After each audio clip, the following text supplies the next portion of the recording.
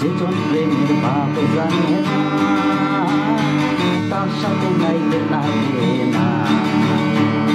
যেজন প্রেমের ভাব জানে না তার সাথে নাইলে লাগে না। আসল সোনা সাইডা জেনে নকল সোনা সেজন সোনা চিনে না। আসল সোনা সাইডা জেনে নকল সোনা সেজন সোনা চিনে না। যেজন প্রেমের ভাব জানে না তার সাথে নাইলে নাচে না। যেজন প্রেমের ভাব জানে না তার সাথে নাইলে নাচে না।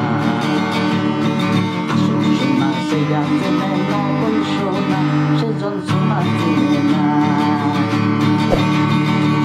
আসল সোনা সেটা চেনে নকল সোনা সেজন সোনা চিনে না। গুড ইভিনিং বন্ধুরা, আজকে 11ই এপ্রিল 2024। আমি এই মুহূর্তে দাঁড়িয়ে আছি স্প্ল্যানেড বাস স্ট্যান্ডের সামনে। আপনাদের জন্য নিয়ে আসি আমাদের একটা নতুন ট্রাভেল ব্লগ। কলকাতা থেকে শিলিগুড়ি বা এনজেপি যাওয়ার ট্রেনের টিকিট না পেয়ে কিন্তু আমরা অনেকেই হতাশ হয়ে পড়ি। তখন যেই প্রশ্নটা প্রথম মাথায় আসে সেটা হলো, তাহলে কি স্প্ল্যানেড থেকে শিলিগুড়ি ভলভো বাসে করে যাওয়া যায়? চলুন সেই সমস্ত প্রশ্নের উত্তর নিয়ে আমি আসছি এই ভিডিওতে, যে ভলভো বাসে করে যদি আপনারা সামনের দিনে কলকাতা থেকে শিলিগুড়ি যান বা শিলিগুড়ি থেকে কলকাতা আসেন, তাহলে আপনাদের সেই ভলভো বাসের ভ্রমণ অভিজ্ঞতা কেমন হতে পারে। চলুন শুরু করা যাক আজকের পর্ব। ভলভো বাসে ট্রাভেল করতে গেলে প্রথমেই আপনাকে যেটা করতে হবে, মেক মাই ট্রিপ বা গো আইবিবোর মতো যে কোনো বুকিং অ্যাপ দিয়ে আপনি যেই ডেটে ট্রাভেল করতে চাইছেন সেই ডেটে কি বাস অ্যাভেলেবেল আছে আপনি দেখে নিন, আর আপনার সময় এবং পছন্দ মতো সিট আপনি বুক করে নিন। তারপর আপনার জার্নির টাইমের আধা ঘন্টা আগে কিন্তু আপনাকে পৌঁছে যেতে হবে এই স্প্ল্যানেড বাস স্ট্যান্ডে। এই রুবি পরিবহন বা পৌলমী পরিবহন বিভিন্ন রকমের বাস অপারেটর আছে তাদের কাউন্টারে। আচ্ছা, আমার সাথে আছে আমার ওয়াইফ শেষাদ্রি। ওকে জিজ্ঞেস করছি, শেষাদ্রি বলো কেমন লাগছে এই বাস এক্সপিরিয়েন্স? আমার কিন্তু এক কথা বলবো, দুর্দান্ত লাগছে। মানে এটা আমার কাছে একটা নতুন এক্সপিরিয়েন্স।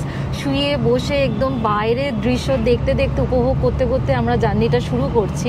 এবং সাথে আমার বেশ ভালো লেগেছে এখানে এসির জন্য এই ব্ল্যাঙ্কেট প্রোভাইড করা হয়েছে। এটা কিন্তু ট্রেনেও প্রোভাইড করা হয়। না, সেগুলো বাস আর ট্রেনে এগুলো কিন্তু সমান। ব্ল্যাঙ্কেট ট্রেনেও প্রোভাইড করা হয়, এখানেও প্রোভাইড করা হয়েছে। এক্সট্রা যে ফেসিলিটিগুলো আপনারা পাচ্ছেন সেগুলো হলো গিয়ে একটা প্রাইভেসি পাচ্ছেন। এই দেখুন, ট্রেনে কিন্তু ফার্স্ট এসিতে যেরকম থাকে, মানে পুরো এরকম পার্টিশন করা, এই পর্দাগুলো দিয়ে নিলে কিন্তু পুরো একদম সেপারেট। দেখুন, কেবিনটা পুরো সেপারেট হয়ে গেল। আপার ডেকে ট্রাভেল করলে কিন্তু একটা মজা আছে, যে বাইরে কিন্তু ভিউটা খুব ভালো মতো পাওয়া যায়। এই দেখুন, আমি ক্যামেরাটা ঘুরিয়ে দেখাচ্ছি। এখন আমরা কোথায় আছি দেখাচ্ছে কি বোঝা যাচ্ছে না। শপের অ্যাড্রেসগুলো দেখো, লেখা থাকবে নিশ্চয়ই। খুব সম্ভবত বারাসাতের কাছাকাছি আছি। ওই যে বারাসাতে আছি আমরা, যশোর রোড বারাসাত। এই দেখুন, যেমন ভালো ভালো মল দেখা যাচ্ছে, এরকম নোংরা জায়গাও দেখা যাচ্ছে। ডাক বাংলো বিরিয়ানি, বাহ! তো এই ভিউগুলো কিন্তু আপনারা উপভোগ করতে করতে যেতে পারবেন।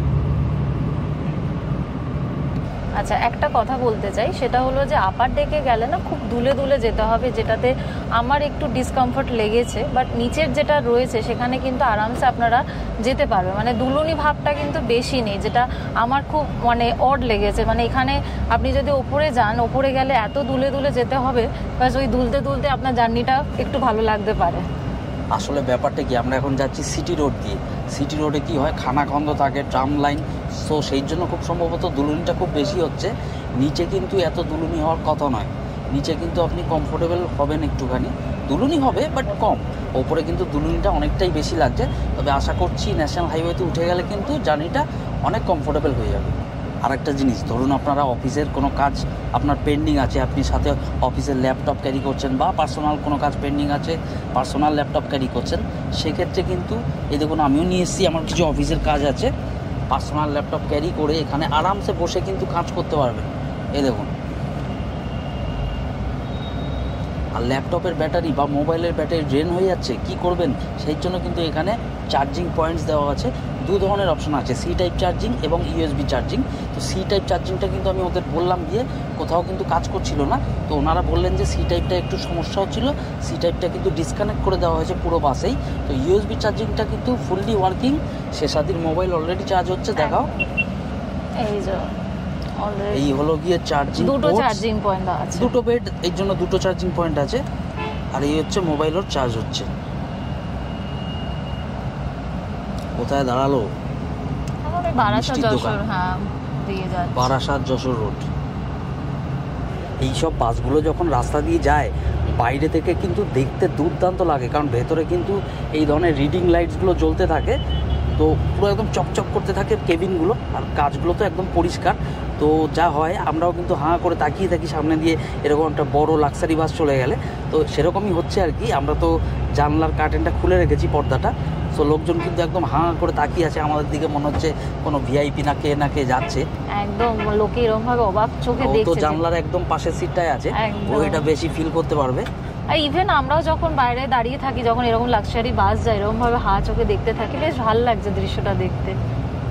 কলকাতায় বাড়িতে থাকলে কিন্তু আমরা মোটামুটি 7টা সাড়ে 7টা নাগাদ একটা শর্ট টিফিন ছেড়ে নিই, মানে মুড়ি সিঙ্গাড়া হলো বা কোনো দিন চা চপ বা এগ রোল বা মোগলাই, তো এরকম ধরনের কিছু।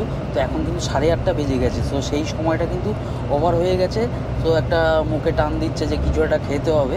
তো সেটাতে কি তোমার কি মনে হচ্ছে?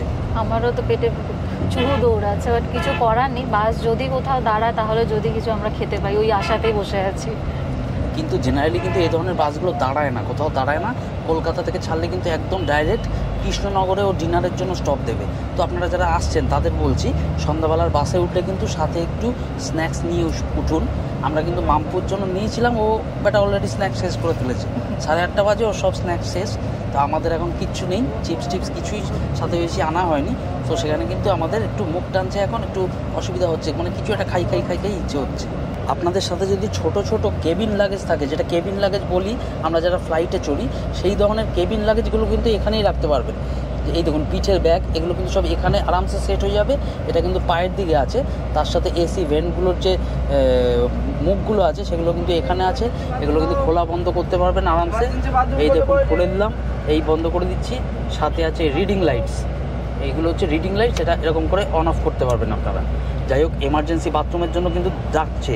তো এটা মোটামুটি বারাসাতে আমরা এসেছি, এখানে একবার ওরা সুযোগ দিচ্ছে, কারো যদি বাথরুম পায় করে নিতে পারি। চলুন, আমার বাথরুম পেয়েছি, গেলাম আমি। মেরে কেটে কিন্তু 5 থেকে 7 মিনিটই বাসটা দাঁড়ালো এই হল্টে। তো আমরা কিন্তু ওয়াশরুমে গিয়ে বাথরুম করে নিলাম। আর তারপর কিন্তু আরেকটা ভালো কাজ করেছি, আমরা কিন্তু চিকেন স্প্রিং রোল কিনে নিয়েছি। এই যে সন্ধ্যাবেলা বলছিলাম না একটা খিদে ভাব পায়, তো এখন আমরা চিকেন স্প্রিং রোলটা খাবো। ওদের কিন্তু বেশ খুশি লাগছে এখন। সত্যি কথা, অনেকটাই খিদে পেয়েছিল। খাবার দেখে মনে হচ্ছে কখন খাই মনোভাবটা এখন হয়ে আছে। এই যে আমার মেয়েকে দেখুন, এই হচ্ছে সেই চিকেন স্প্রিং রোল। আমরা কিন্তু বেড়ে নিয়েছি গরম গরম, এখন খাবো। তুমি খেয়ে বলো প্রথমে কেমন হয়েছে। দাঁড়াও এক সেকেন্ড। বারাসাত ক্রস করার পরেই কিন্তু বাসটা দাঁড়ালো বাঁদিক করে, আর দোকান থেকে কিনে নিয়েছি গরম চিকেন স্প্রিং রোল। ঠিক আছে, মোটামুটি ভালো আছে। 50 টাকা করে নিয়েছে। ঠিক আছে, মোটামুটি ভালোই হবে, কলকাতার আশেপাশে ভালোই হবে, খারাপ হওয়ার ব্যাপার না। আর চলতি দোকান থেকে নিলে খাবার খুব একটা খারাপ হয় না। দোকান। এই মেয়েটা কিন্তু মিথ্যে বলবে না, কারণ ওর কিন্তু সেই বুদ্ধি নেই যে ব্লগে ভালো বললে ব্লগ বেশি দেখবে। মেয়েটা বলো ভালো হয়েছে না খারাপ হয়েছে, এটা মানে কিন্তু ভালো হয়েছে।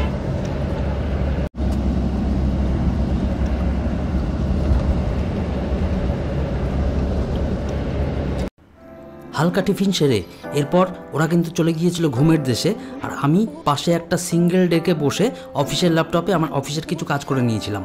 আমাদের বাস কিন্তু স্প্ল্যানেড থেকে ছেড়েছিল সন্ধ্যে 7টার সময়, আর ঠিক 3.5 ঘন্টা পর 10:30টার সময় পৌঁছে গিয়েছিল কৃষ্ণনগর। কৃষ্ণনগরে কিন্তু ডিনারের জন্য হল দেওয়া হয়, কিন্তু হল টাইমটা কিন্তু যথেষ্ট কম বলে আমার মনে হলো। 20 মিনিটের মধ্যে আপনাদের খাওয়া দাওয়া সেরে নিতে হবে, তারপরে বাথরুম পায়খানাও সেরে নিতে হবে। তো এই সময়টা কিন্তু আরেকটু বেশি হলে আমার মনে হয় যাত্রীদের একটু সুবিধা হতো। এখন বাজে রাত 9টা। মামপুয়ার শেষার্থী কিন্তু ওদিকে একটু রেস্ট নিচ্ছে ডবল বার্থে। আমি কিন্তু এদিককার সিঙ্গেল যে বারটা ফাঁকা ছিল এতক্ষণ, ওটাই কিন্তু আমি চলে আসলাম। তো এখন একটু ল্যাপটপ নিয়ে কাজ করতে বসেছিলাম, কিন্তু হাইওয়ে দিয়ে এখন বাসটা কিন্তু ভালো গতি নিয়ে ছুটছে। আর যখন ব্রেক মারছে শাটল ব্রেক, তখন কিন্তু মারাত্মক একটা দুলুনি আসছে সামনে, রীতিমতো ঝুঁকে পড়ছি, মনে হচ্ছে ল্যাপটপ নিয়ে উড়ে চলে যাব। আপনারা ভাবছেন এখন কেন দুলুনি হচ্ছে না, জানি না। সামনে একটু পুলিশের চেকপোস্ট আছে, সামনে ইলেকশন, তো বাসটা একটু দাঁড় করিয়েছে, ওখানে কিছু চেকিং হচ্ছে হয়তো। ঘুটঘুটে অন্ধকার বাইরে, এমনি ঘুটঘুটে অন্ধকার। এই দেখছেন আমার সামনে কিন্তু ল্যাপটপ খুলে বসেছি আমি, কিন্তু কাজকর্ম কতটা করতে পারবো সন্দেহ আছে বস, কারণ ল্যাপটপে লিখতে গেলে কিন্তু এরকম দুলুনিতে অসম্ভব। কোনো কিছু যদি আপনি এমনি দেখতে চান, আপনার অফিসিয়াল ডকুমেন্ট জাস্ট চেক করতে চান, তার জন্য কিন্তু ঠিক আছে, আদারওয়াইজ কিন্তু আমি রেকমেন্ড করবো না। আপনারা যদি কোনো রকম কাজ থাকে এখানে বাসে বসে করবেন ভাবেন ল্যাপটপে, তবে কিন্তু বেস্ট হচ্ছে আপনি নিচের সিটটা কাটুন। আমি কিন্তু লোভে পড়ে উপর থেকে ভালো ভিউ পাবো বলে ওপরের সিটটা কেটেছি, আর এখন কিন্তু সেখানেই ফেসে গেছি, কারণ আমার কিছু কাজ করবার ছিল। যাই হোক, দেখা যাক কতটা কী করা যায়। আপার ডেকের ওই দুলুনি সমস্যাটাকে যদি আপনি ইগনোর করতে পারেন, তাহলে কিন্তু এই ধরনের বাসে লাক্সারি লেভেল কিন্তু মারাত্মক, মানে ট্রেনের থেকে অনেক বেশি আমি বলবো। কারণ ট্রেনে কিন্তু প্রচুর লোক যাতায়াত করতে থাকেন, বিভিন্ন হকার উঠতে থাকেন, বাসে তো সেই সমস্যাটা নেই। আপনি নিজের সিটে বসে আরামসে আপনার পার্সোনাল কাজ করুন। আর যদি এরকম ডবল ডেকার সিট বুক করেন, তাহলে তো আপনার সাথে বান্ধবী থাকলে বা যারা নিউ হানিমুন কাপেল একদম, তারা যদি ওখানে থাকতে চান, তাহলে কিন্তু আপনাদের একদম প্রাইভেসি থাকবে, আপনারা নিজেদের মতো করে সময় কাটাতে পারবেন। আর আপনারা যদি অফিসের কোনো কাজে আসেন, তাহলে আপনার সাথে ল্যাপটপ ক্যারি করে আমার মতো কাজ সেরে নিতে পারবেন টুকটাক। তবে আমি বলবো, যদি ল্যাপটপ ক্যারি করেন বা কোনো রকম কাজ করবার মতো প্ল্যান থাকে, তাহলে কিন্তু আপনারা লোয়ার ডেকটা বুক করবেন। যদি ভিউ দেখার হয়ে থাকে, তাহলে কিন্তু আপার ডেকটা নিতে পারেন, কিন্তু দুলুনি কিন্তু মারাত্মক বেশি, বারবার বলছি, লোয়ার ডেকটা কিন্তু একটু কমফোর্টেবল হবে। চার্জিং পয়েন্ট, রিডিং লাইট সব তো আছেই, তার সাথে এক্সট্রা পাওনা হচ্ছে পেছনের এই ব্যাক রেস্টটা। এই দেখুন ভলভো লেখা, এখানে কিন্তু আরামসে পিঠটা ঠেকিয়ে একদম বসতে পারছি, আর তার সাথে সাথে বাইরে সুন্দর ভিউ উপভোগ করতে পারছি। এখন তো রাতের বেলা ভিউ একটু কম, মানে মোটামুটি অন্ধকার বাইরের দিকটা, ভোরবেলা থেকে কিন্তু এখানকার ভিউ দারুণ লাগে।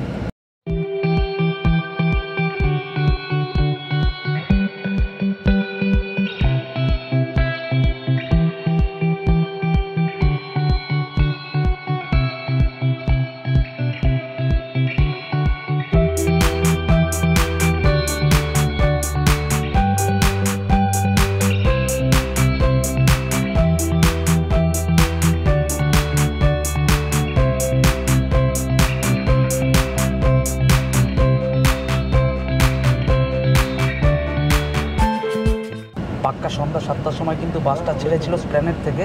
এখন বাজে ঘড়িতে রাত 10:15।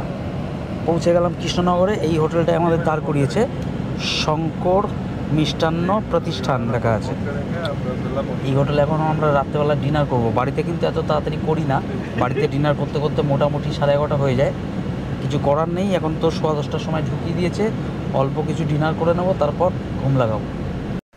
এই হোটেলটির বাথরুম পায়খানা একদম পরিষ্কার হলেও এখানকার যে খাওয়ারের কোয়ালিটি ছিল, সেটা কিন্তু আমার কাছে ছিল একটা দুঃস্বপ্নের মতো। আপনারা চাইলে আপনাদের নিজেদের খাওয়ার নিজেদের সাথে নিয়ে আসুন, আর এখানে যখন বাস হল দেবে, আপনাদের খাওয়ার আপনারা খেয়ে নিন। আমরা দুজন আর আমাদের বাচ্চা মিলে আমরা এখানে নিয়েছিলাম 2টো ভেজ থালি, যার প্রতি প্লেট মূল্য পড়েছিল 70 টাকা। কিন্তু খাওয়ার কিন্তু একদম জঘন্য ছিল, চালটা সুসিদ্ধ ছিল না, আর ডাল আর তরকারির কথা তো ছেড়েই দিলাম। এখন কিন্তু শুয়ে পড়েছি। আচ্ছা, শেয়ারদি বলছিল যে খাওয়ারটা কীরকম লাগলো কৃষ্ণনগরে, সেটা তো মানুষকে জানাতে হবে, মানুষকে জানাবে না সেটা। তো আমি বললাম যে না, সোজাসুজি বলবো না, একটু ঘুরিয়ে বলছি যে জোর করে ধরে বেঁধে যদি কাউকে বিয়ে দেওয়া হয়, খাবারটা খাওয়ার পর ঠিক সেরকমই কিন্তু মুখ হয়েছিল আমাদের। ভাত ছিল, সেটা কিন্তু হোটেলে যেরকম হয় একটু কম সিদ্ধ, তার সাথে একটা ডাল, একটা সবজি কোনো রকম টেস্ট নেই, আর সামান্য আলু ভাজা আর একটুখানি স্যালাড। এর দাম পড়েছিল 75 টাকা। খাওয়ারে কিন্তু সেরকম কোনো টেস্ট নেই, ওই কোনো রকম খেতে হয় বলে চোখ বন্ধ করে একটুখানি খেয়ে নিলাম। তারপর আমরা বাসে উঠে গিয়েছি 10 মিনিট আগে, বাস ছেড়ে দিয়েছে, আমি কিন্তু মোটামুটি শুয়ে পড়েছি। আপনাদের এটুকু জানানোর জন্য আমি জাস্ট রিডিং লাইটটা জেলে বললাম, কাল ভোরবেলা উঠে আবার আপনাদের এই ট্রিপ কন্টিনিউ করব। সবাইকে জানাচ্ছি শুভরাত্রি, গুড নাইট। কাল আবার কন্টিনিউ করবো বাদবাকি ব্লগটা। ঈদের জন্য রাস্তাঘাট ফাঁকা থাকা দরুন আমরা কিন্তু নির্ধারিত সময়ের প্রায় 2 ঘন্টা আগে পৌঁছে গিয়েছিলাম শিলিগুড়ির তেনজিং নোরগে বাস স্ট্যান্ডে। এই বাস স্ট্যান্ড থেকেই কিন্তু আপনারা দার্জিলিং অথবা গ্যাংটক যাওয়ার শেয়ার গাড়ি পেয়ে যাবেন। দার্জিলিং যাওয়ার জন্য শেয়ার গাড়ি ভাড়া পড়বে 250 টাকা প্রতিজন মতো, আর গ্যাংটক যাওয়ার জন্য শেয়ার গাড়ি ভাড়া পড়বে 350 টাকা প্রতিজন মতো। চলুন বন্ধুরা, এই ভিডিওটা আমি এখানেই শেষ করছি। ভিডিওটা ভালো লাগলে অবশ্যই লাইক করে দেবেন। এই ভিডিওর লিঙ্কটা বন্ধুবান্ধবের সাথে শেয়ার করতে পারেন, যাতে তারাও ভলভোর এক্সপিরিয়েন্স চেখে দেখতে পারেন। আর হ্যাঁ, অবশ্যই আমার ট্রাভেল চ্যানেলটা পারলে সাবস্ক্রাইব করে নিন, তাতে কিন্তু আমার একটু হেল্প হবে, আর আমি সামনের দিনে আরও অনেক ভালো ভালো ভিডিও আমার এই ট্রাভেল চ্যানেলে আনতে পারবো। ভালো থাকবেন, থ্যাঙ্কস ফর ইউর টাইম।